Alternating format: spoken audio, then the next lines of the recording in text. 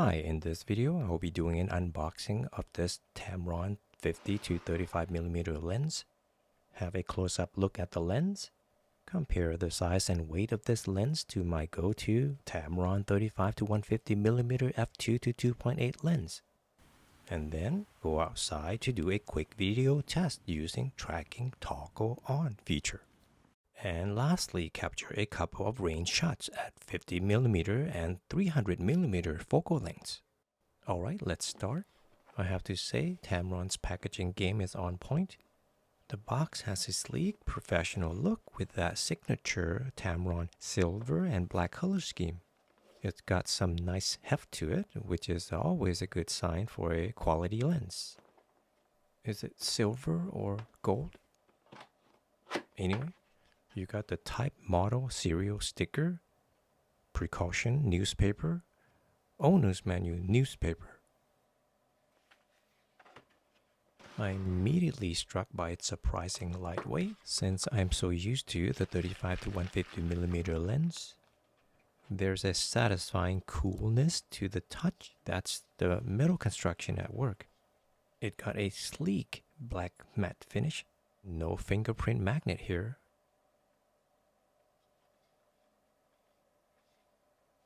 Removing the lens hood, it's simple. Just a quick twist and it comes right off. No button to press.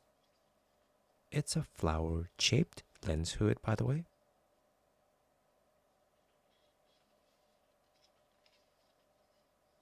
The white markings on the hood and lens are alignment indicators. They help you line up the hood correctly when attaching it.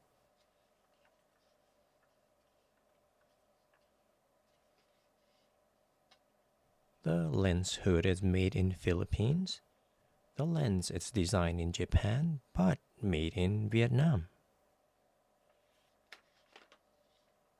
Here's without the lens hood. The lens looks noticeably shorter, emphasizing its portable design. The front element looks clean and clear, ready for action. It has a 67mm filter thread. Here is the USB-C port for updating firmware, lens customizing, and more. Clicky custom function button.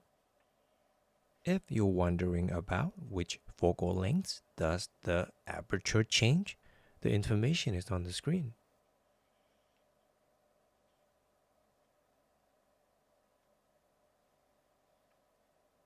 Twisting the zoom ring, the movement feels well damped with just the right amount of resistance.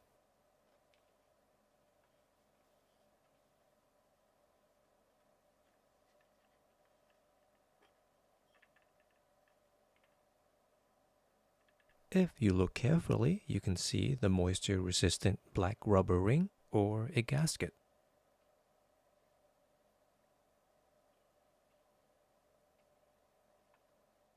Alright, have a look at the side-by-side comparison with the 35-150mm lens that I love.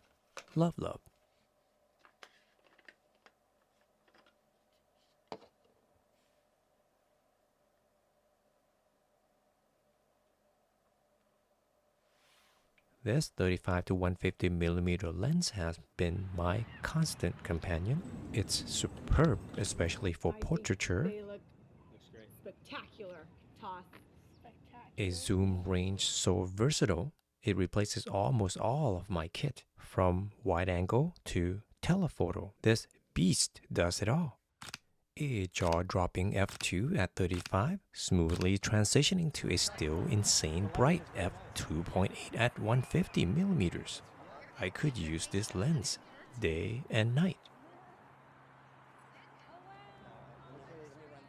However, I didn't have anything beyond 150mm until now. The weights are 2.6 pounds for the 35-150 and 1.5 pounds for the 50-300.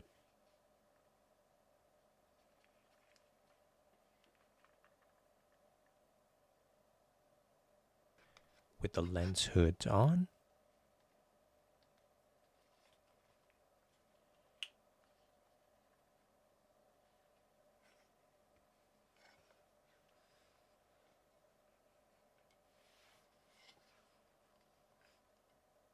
Despite its long reach, it feels noticeably lighter. And in price too, of course.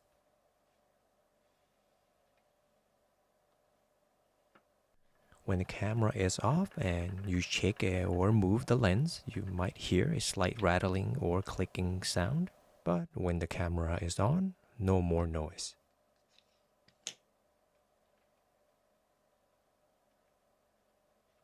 This is normal for many modern lenses with internal floating elements or image stabilization systems. It's just these components moving freely when not powered. And here's without the lens hood.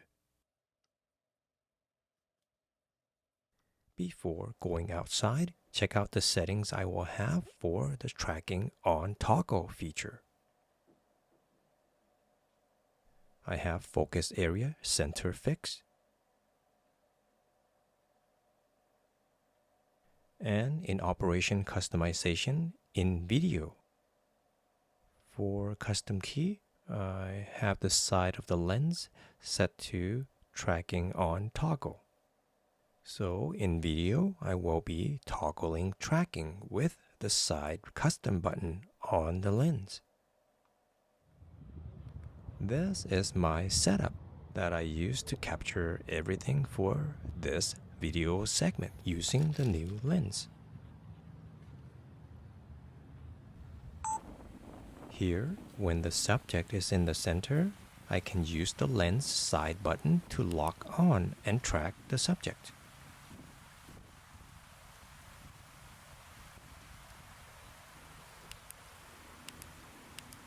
I can toggle lock on and lock off by pressing the side button.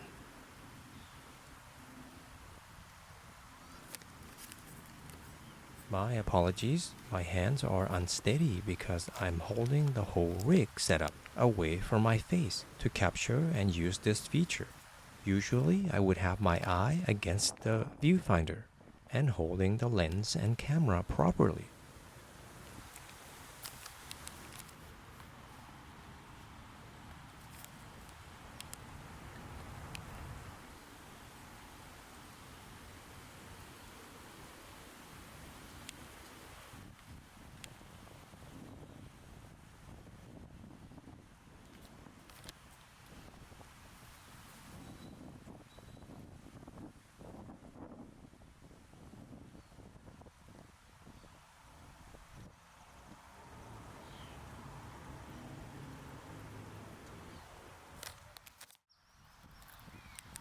Right here, I'm sitting on the bench, by the way.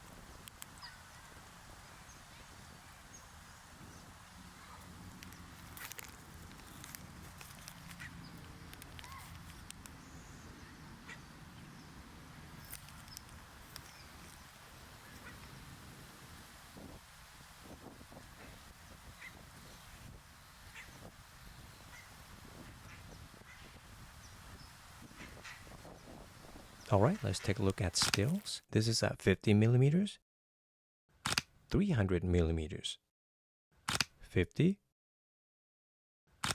300, at 50, at 300, 50, and 300. Anyway, that's all I got for the first impression of this lens, and I hope you find it interesting. And thank you for watching. Do come back for the next video.